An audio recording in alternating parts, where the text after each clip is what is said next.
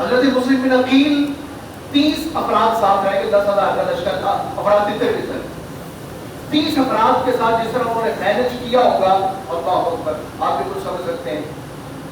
اب وہاں سے آپ نے اپنی جان بچائی اور وہاں سے نکلے۔ وہاں ایک شخص ہے ہانی بن قربہ، ایک نام آپ نے سنا ہوگا مختار صفی۔ مختار صفی نے بعد میں بڑے بدلے لیے۔ حضرت مسلم بن عقیل کی یہ یہاں کا کوفے کا نہیں تھا، مختار صفی کوفے کا نہیں تھا، یہ طائف کا تھا۔ اہل بیت کی محبت میں کوفہ آیا تھا۔ حضرت مسلم بن عقیل کی اس نے دعوت بھی کی تھی، باقی اس کا پتہ چلا یہ باہر نکلا، یہ ابھی لشکر لے کے آیا تو حضرت مسلم بن عقیل شہید ہو چکے تھے۔ علی بن قربہ رضی اللہ تعالیٰ عنہ کے پاس گئے، انہوں نے پناہ دی، وہ بھی بیچارے اسی کی بھیڑ چڑھے۔ محمد بن اشعث ایک شخص کا نام آتا ہے، ان کے پاس آئے۔ انہوں نے جو ہوا، یہاں سے بات سن لیجیے ذرا زیادہ غور سے۔ محمد بن اشعث حضرت مسلم بن عقیل جب اپنی جان بچا رہے ہیں کہ یہاں کے حالات بہت خراب ہیں، میں سفیر ہوں، نمائندہ ہوں جناب حسین کا، اور عالم کفر میں بھی یہ یاد رکھیے گا کبھی کسی سفیر کے ساتھ جتنی بھی دشمنی کیوں نہ ہو آپس میں، مگر کسی سفیر کو کبھی قتل نہیں کیا گیا تھا، یہ اس کی واضح خلاف ورزی تھی۔ ہانی بن قربہ نے پناہ دی، ان کو بھی محمد بن اشعث ان کو بھی گرفتار کر لیا گیا۔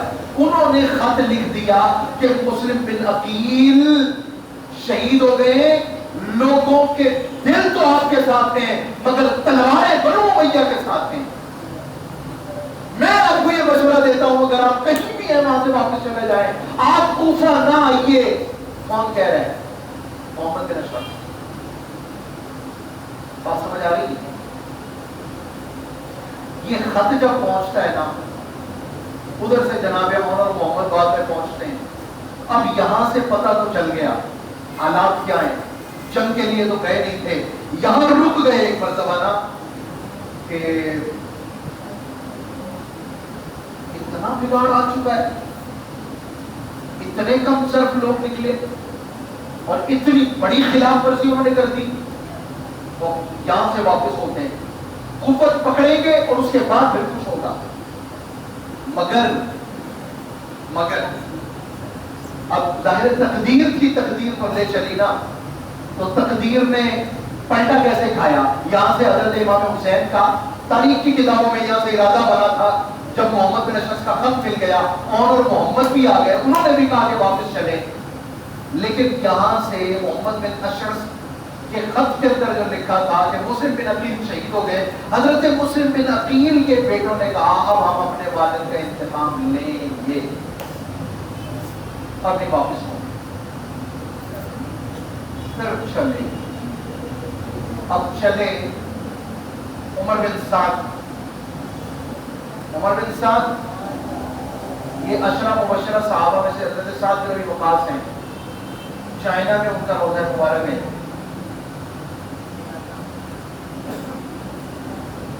لیکن بیٹا بڑا بدبخت نکلا، عمر بن سعد۔ عمر بن سعد یہ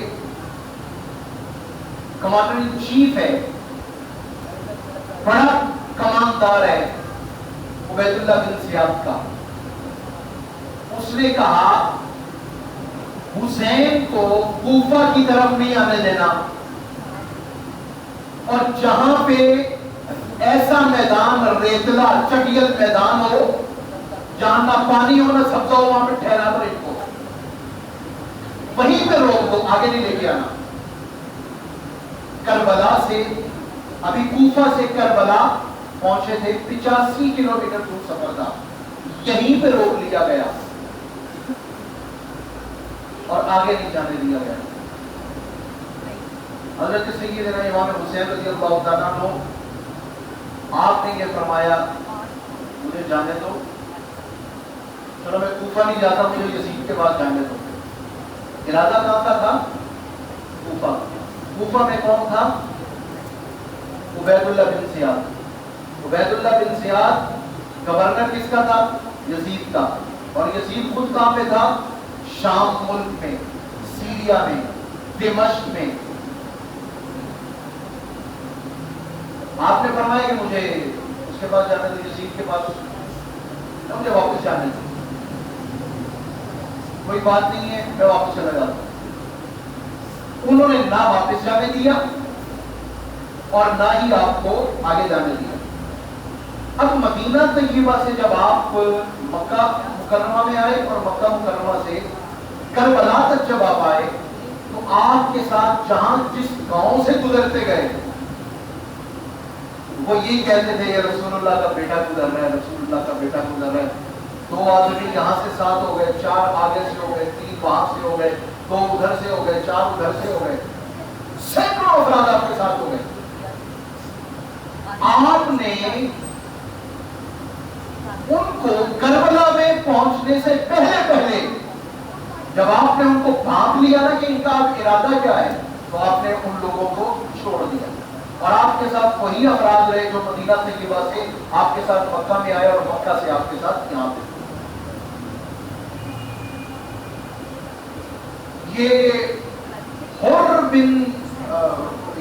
تھا، حر، جس نے آپ رضی اللہ تعالیٰ عنہ کو اپنے سپاہیوں کے ساتھ ایک ایسے میدان میں ٹھہرایا جہاں نہ پانی تھا اور نہ ہی کچھ سبزہ. آپ 2 یا 3 محرم کو غالباً آپ وہاں پہنچتے ہیں اور آپ کے باقی ایام اس طرح گزرتے ہیں کہ یزیدی فوج 40,000 افراد ہیں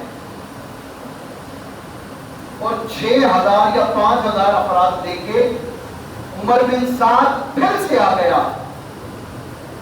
اور ادھر تقریباً جیسے میں نے آپ کو بتایا 151 افراد ہیں.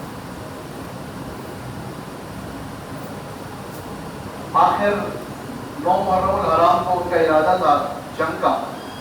آپ رضی اللہ تعالیٰ عنہ نے ایک دن مزید گویا انہیں مہلت دے دی اور 10 محرم الحرام کو 72 نفوس قدسیہ اللہ رب العزت کی بارگاہ میں سرخرو ہوئے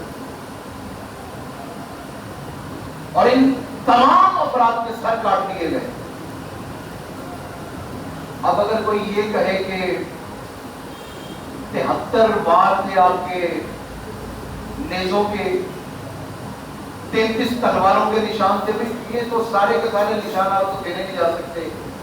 حالت یہ تھی کہ آپ کے جسم اثر پر کم از کم 10 گھوڑ سوار لوگوں نے بار بار آپ کے جسم عالی کو روندا تھا، حتیٰ کہ آپ کے جسم مبارک کی یہ مبارک ہڈیاں بھی چور چور ہو گئی تھی.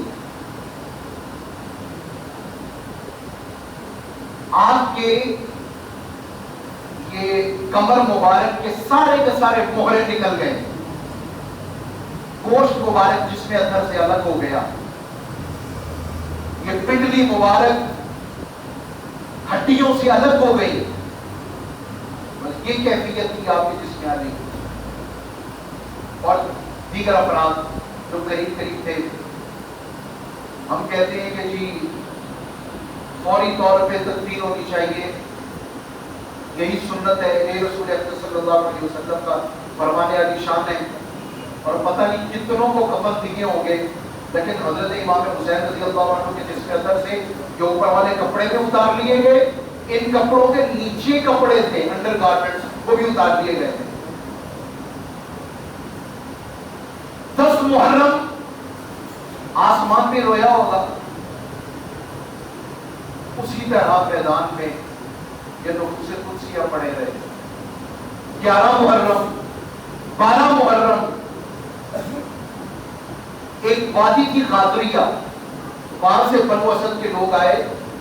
انہوں نے جب دیکھا کہ سب لوگ یہ چلے گئے یہاں سے تباہی مچا کے، انہوں نے پھر جسم کچھ پہچانے کچھ نہ پہچانے گئے، انہوں نے تدفین کی. اکیلے صرف حضرت حر کے قبیلے والے آگے انہیں اٹھا کے اور لے گئے، صرف ان کی تدفین ہوئی، باقیوں کی بعد میں تدفین ہوئی.